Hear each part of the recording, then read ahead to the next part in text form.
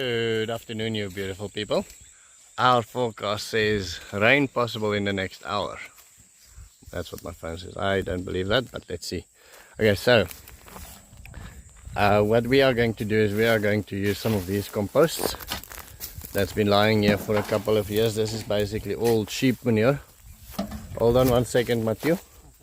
Just quickly want to show them.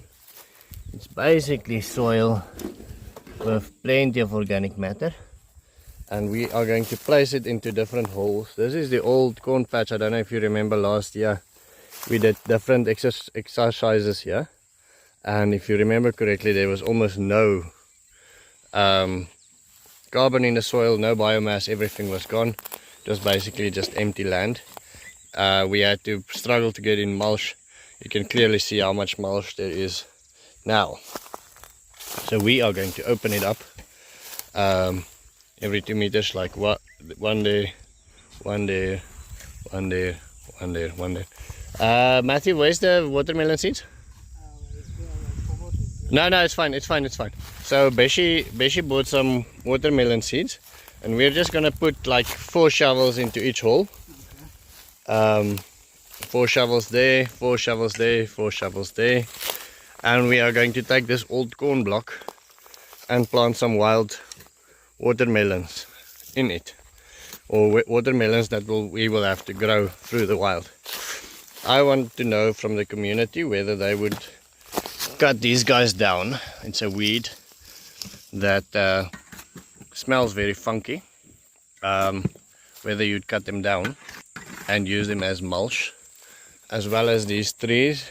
I think the trees obviously I want to keep. I don't think we didn't remove them during the corn planting phase, and the corn around them did actually quite well. But I want to know about the weeds. Would you remove them? Would you just add water?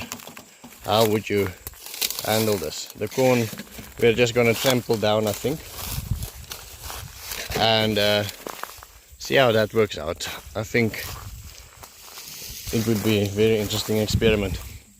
Anyhow, I would love to hear your explanation. Beshi bought the watermelon seeds as well as some bird mix that we want to plant on the swale as well.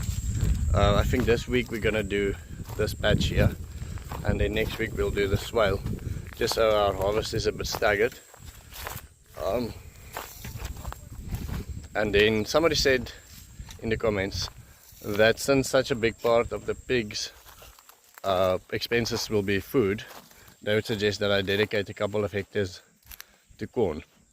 Now last year we obviously didn't have any grass. This was all basically dead and gone and overgrazed, and so we preserved it. This year we removed all the animals from these pieces of land, but we planted corn between the grass areas, and we didn't remove the grass, and then the birds took out most of that corn. Because we planted it early and there was no cover. What I would love to hear from the community is whether they would maybe chop it down with a weed eater that we got from Lisa and plant corn between the grasses without killing any grass. Just plant corn between the grass and see how that reacts, whether we can add some extra. Obviously corn adds a lot of biomass into the soil with things like stalks. These are old sunflowers that we planted last year for biomass. You can see there's a lot of biomass that was left by them.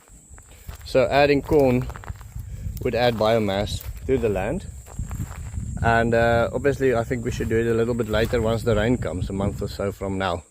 But it would be very interesting to hear whether the community think we should cut the field down so that the grass can regrow, and then plant things like sorghum and corn between it, and maybe which other crops.